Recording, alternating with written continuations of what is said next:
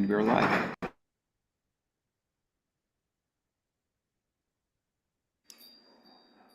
Go ahead. Welcome. We're going to wait a few minutes here as people come in to the event. We're right at 5:30. I want to welcome everyone to this evening's discussion about Rochester's water. I'll wait until 5:31 if that's okay, Mayor and Council Member, just to make sure some folks can join us. Of course. All right, good evening. I'm Barbara Pierce, Communications Director for the City of Rochester. I want to welcome everyone here to a discussion about Rochester's water. It's going to be hosted, as you can see, by Mayor Malik and Councilmember Mitch Gruber. Now, we welcome your questions tonight. You can submit your questions by clicking on the chat button at the bottom of your screen and submit them right via that chat functionality. Now, with all that said, Mayor, kick it over to you and Councilmember Gruber. Thanks for coming. Thank you. Thank you, Barbara, for kicking us off. It's great to be here with Councilmember Gruber. We're going to go through just a little discussion with some slides, which should be showing on the screen. But we believe that this conversation is extremely important. As you know, water is an important resource for many communities, not just in Rochester, but across the country. And it's important to talk about how Rochester's water is absolutely vital, not only to our health, but also vital to our economy. And that is what myself and Councilmember Gruber will be talking about tonight. So we can go to the first slide. So Councilmember Gruber, I know that this is something that you talk about regularly, about how Rochester's drinking water is some of the best in the country. Why don't you talk a little bit about, for residents who may not know, about Rochester's drinking water? Yeah, good evening, everyone, and thanks for joining us. Our drinking water is well, look, here we have it right here. We have some of the best drinking water of any city in the country. And one of the reasons for that is because our sources of water are actually two protected lakes. We get our water from Canadice and Hemlock Lakes. Mayor, you probably remember when both of us were first elected to City Council, we had then Commissioner Jones invited us for a tour of Canadice and Hemlock Lakes, and to be able to see what our plant looks like there, to see what our infrastructure looks like, it is beyond clear that our watershed is beautiful and makes so much sense why our water is so delicious. So I really encourage people to go out and visit Canadice and Hemlock. Actually, on our city website, there's a link for what the rules are if you were to go out and visit. There's no boats on those lakes. You can't bring your motorized vehicles. But there are opportunities to just understand how beautiful our system is. And then we have this incredible reservoir system that actually gravity feeds the water from those lakes all the way to Rush and then Highland and Cobb's Hill. We have an incredible system that people should be really proud of. And that's what we're here to talk about tonight. And the great thing about this Canadice and Hemlock, you can almost see through the bottom of the water system because that's just how clean it is. So that's great. And we're always proud to get the Director's Award for Water, and our city team members who do a great job have statewide recognition. And this is important because not many other cities can say that as it relates to their drinking water. We can go to the next slide. The other thing that is absolutely critical, and this is something that City Council has supported, Rochester is on track to replace every single lead service line by 2030. This is an amazing opportunity for us to build infrastructure, not just now, but into the future. This is something I know City Council has been extremely supportive of, Councilman Gruber, both in our capital improvement plan, along with supporting ARPA dollars and other funding sources that we've got to get the lead out. Maybe you want to talk about, from your perspective, the support that you've provided as it relates to getting the lead out of our service lines.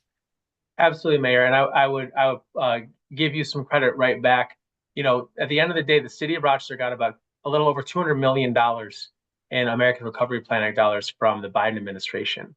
And the number one expenditure that we had, when you look at all those things together, was in fact on lead service replacement.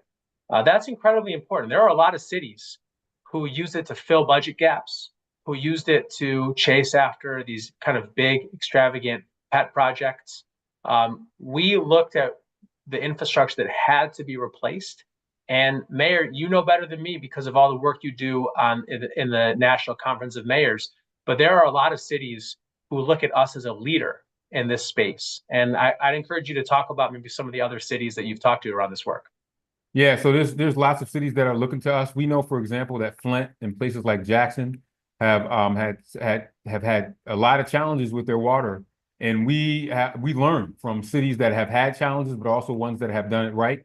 And one of the things that we tried to prioritize was neighborhoods where you had these old service lines is where we started. The picture that you see on the screen is on the west side of the city. We also prioritize the northeast, but the plan is to make sure that all 9,000 that we got 9,000 plus lines moved, investing millions of dollars to make sure that we meet that 2030 deadline that we've set in ourselves. We're leading the way in New York State here, and it's something that we want to make sure we continue to do. The other innovative thing that we did as it relates to lead, and some of you know this because we've been to your homes, is not only did we replace the lead service line, on the street, we also did the one that lead service lines that might lead to your house. And usually a homeowner or a renter would have to replace that themselves, but the city was able to make sure that we work with you to do that as well. So that's extremely important.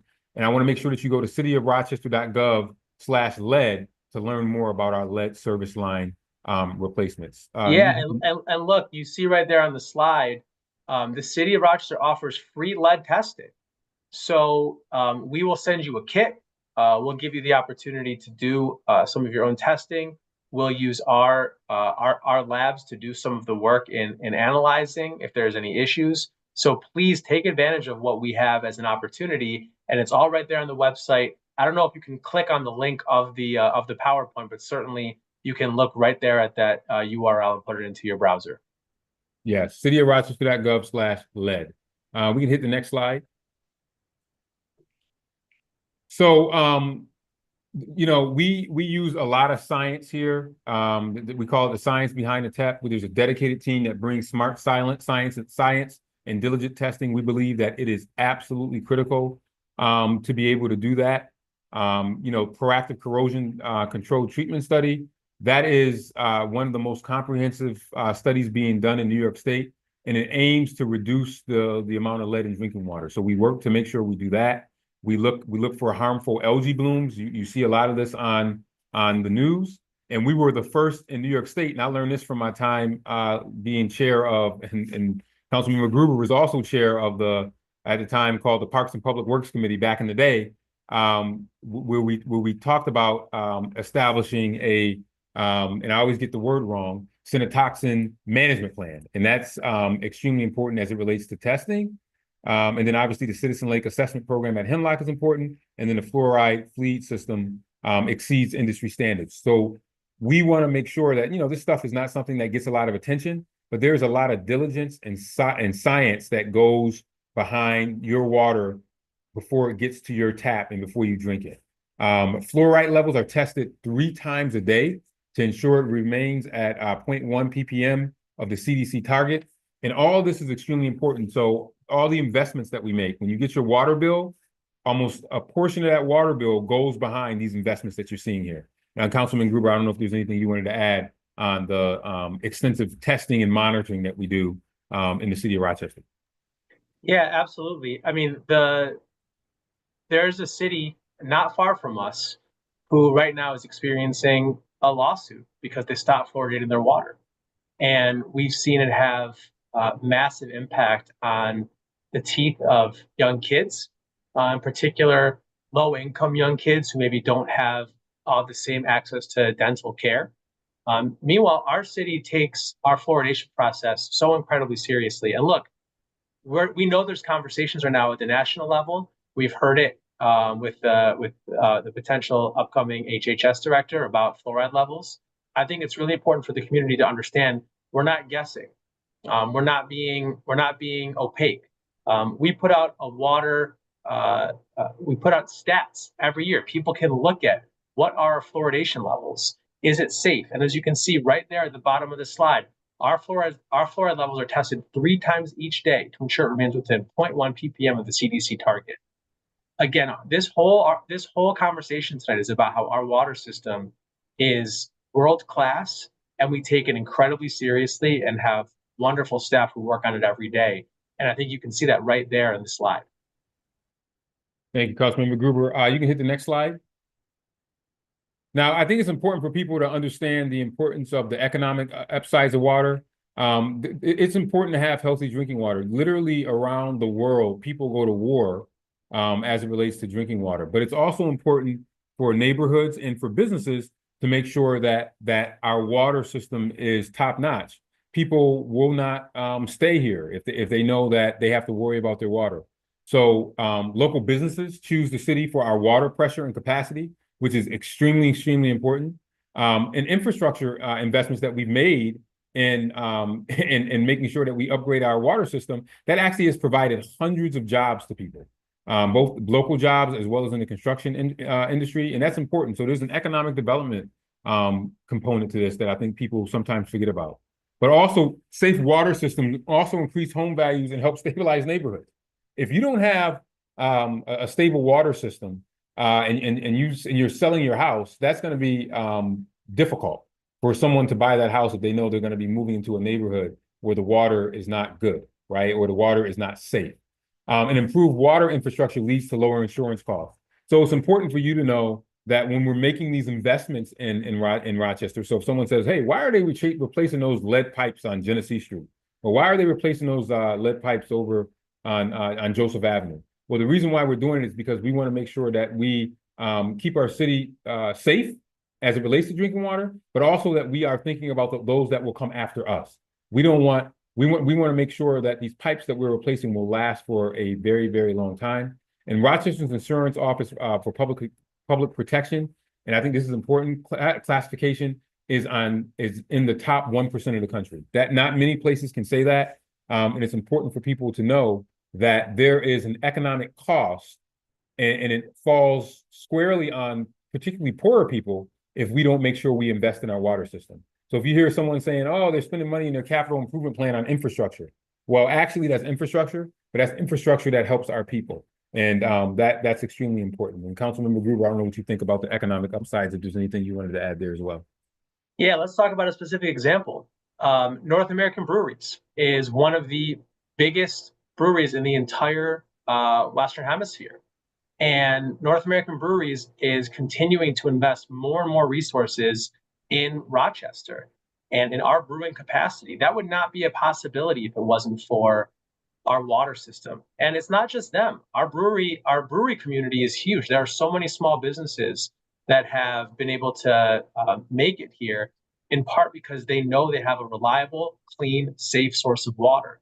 And that's an investment we need to keep making. And I really believe that as we will see population growth in the future, in part because we are set up to be able to handle a greater population and more business opportunities here because of our water system. Right. You can go to the next slide. I often say that Rochester has a lake, a riverfall, a lake, a river, a waterfall, and a canal. And not many cities can say that. So we have all of these water sources, and they fuel our economic health. This is why revitalizing the Genesee River through Rock the Riverway is such a huge investment. I thank New York State for their investments that they have here. There's no way Rochester would have been able to make a $500 million investment without New York State. That's almost the size of our budget, right? Our budget is probably about $700 million. So water is important in terms of reconnecting travel, developments, trails, parks, and economic hubs. Water fuels our economic health. And so not only does it fuel our physical health by making sure we have good water to drink, we believe that for years we have turned our back to our water, and now we're embracing it. You look at our waterfall, there's going to be a state park. One of probably only 3 state parks in all of New York State is going to be over by the waterfall. And you heard the other investments that are being made that Councilmember Gruber made. People are looking to Rochester because of our water sources. And I remind people that there are places, not only just in foreign countries, but states in the United States of America where they have severe drought situations.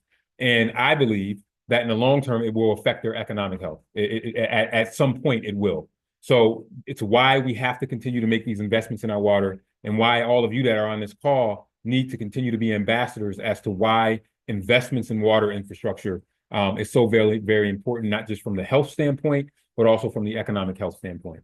And I thank City Council for a lot of their investments that they've made as it relates to economic development in our water health. And I don't know if there's anything you wanted to add there as well, Councilman Gruber. I do. You talked about the High Falls State Park. I think we cannot be too excited about this because it is going to be transformative for our city. And let's be very clear, our water is also our history. The city of Rochester exists. We have a population base here because of High Falls. And High Falls, it really was all about flour mills at the beginning of the city's history. And it's evolved in so many different ways. And to your point, Mayor, it has certainly felt like during the course of our lifetimes that the city kind of turned its back to our water systems. And now we're looking at them as the lifeline, as the arteries of our city. And the fact that we're about to have the biggest urban state park at the site of the biggest urban waterfall in New York State is going to be transformative. It's going to bring in tourists. It's going to lead to additional business opportunities, and most importantly, it's going to be a place for everyone in this community to get some respite and relief and be able to enjoy nature. Right, and we've never embraced that waterfall, and now we're getting the opportunity to. And thanks to City Council, we now have a name for the waterfalls, right, Councilmember Gruber? Yeah, that's right. These waterfalls actually were not named in the federal system.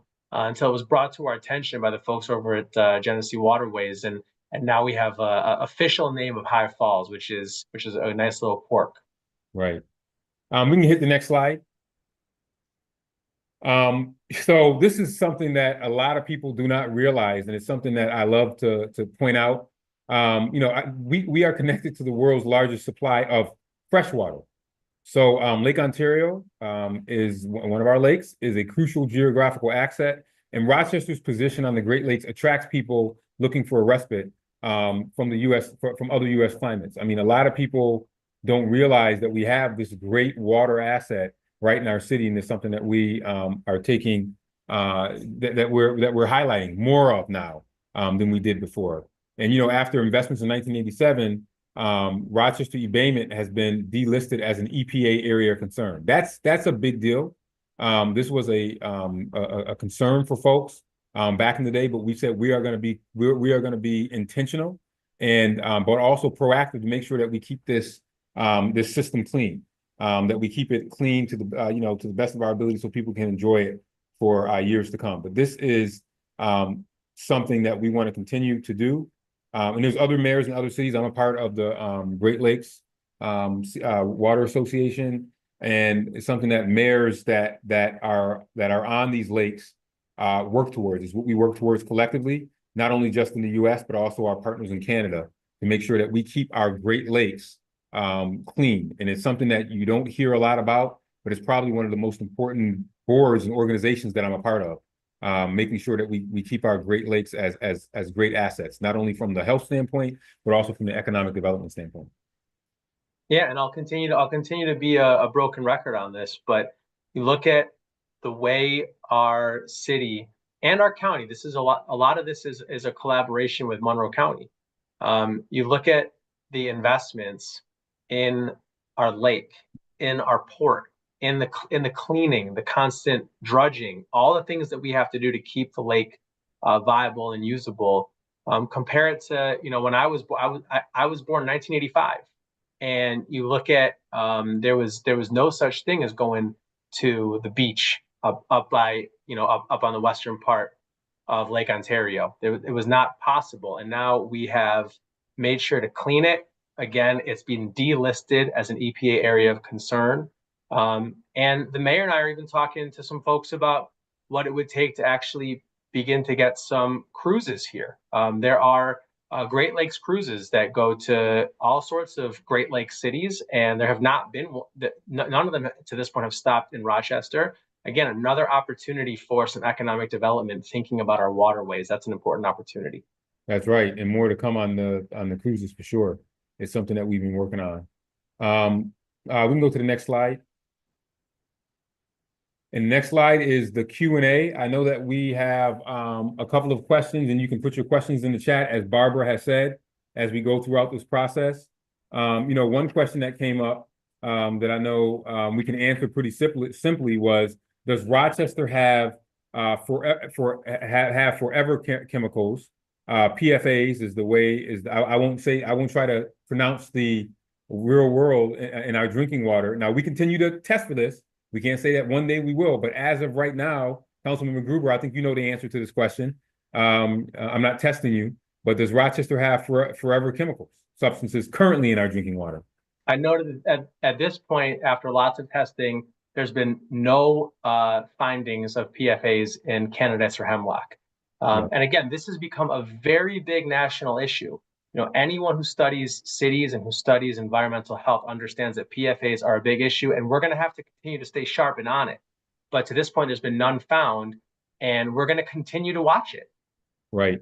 And the Water Authority and we test regularly for 30 forever chemicals regularly. Like, this is around the clock, and we'll continue to do that. Now we have to be diligent. We can't take our foot off the our foot off the gas. So we got to make sure that we continue to do that.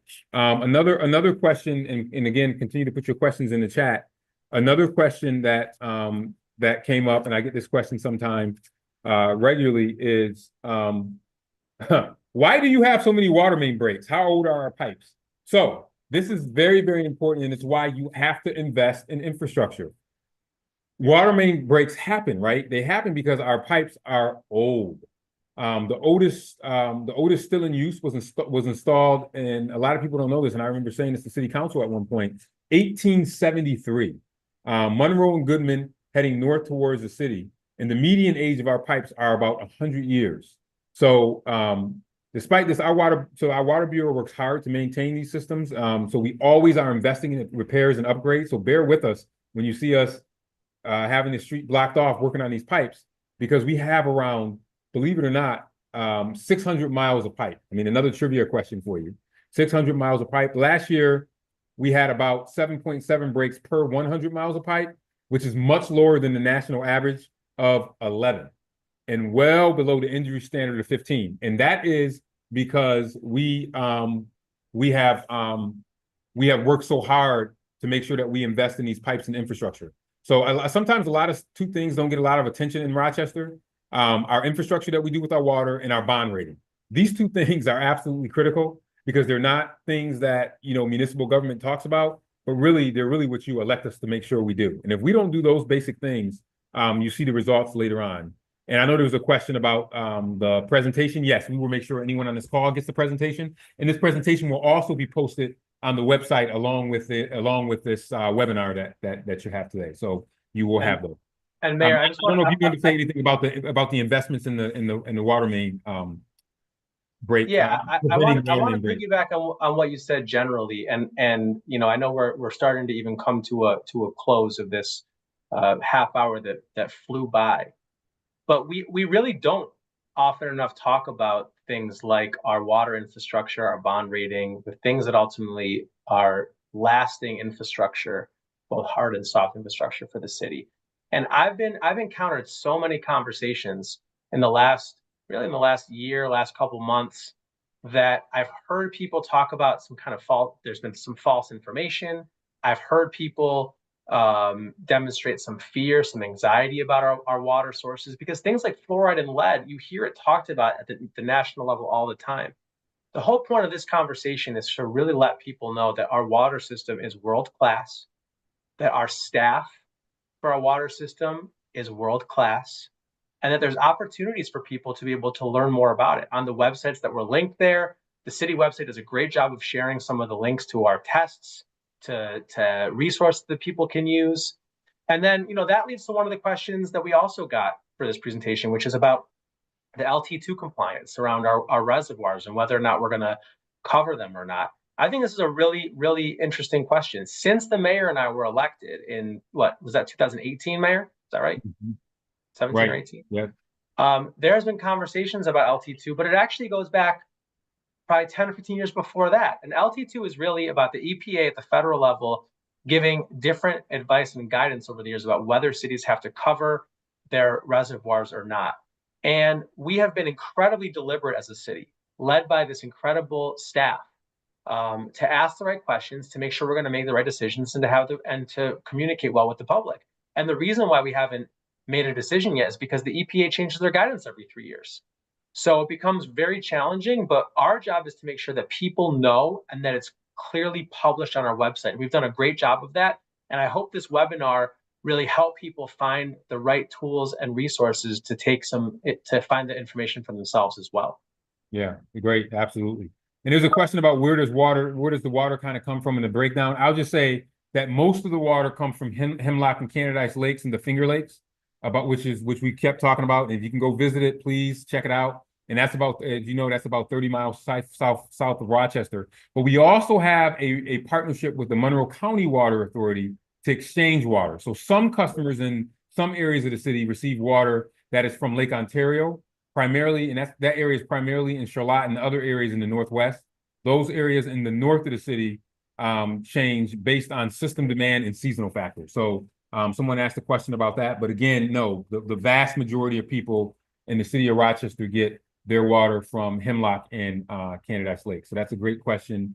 And I think that question came from, I want to say, Steve or someone that asked that question. So that's a great question. We have time for maybe one more question that I'll ask. I know we got a lot of questions in prior to this, and one of the ones I want to kind of highlight is your water bill. People often ask me how they can save money on their water bill, but one of the things we're blessed with in Rochester is that we have probably some of the most affordable water in the country, and we hope we can keep it that way. So our water is a typical household costs about $1.10 per day and uses a little under 200 gallons daily.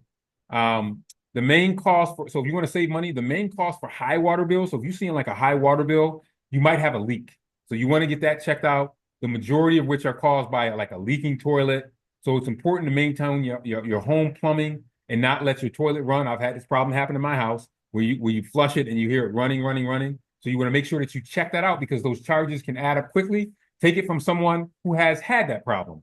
So we want to try to continue to keep our water affordable. And another way we keep the water affordable is making sure that we take a portion of whatever you are charged on your water bill and investing it back in infrastructure.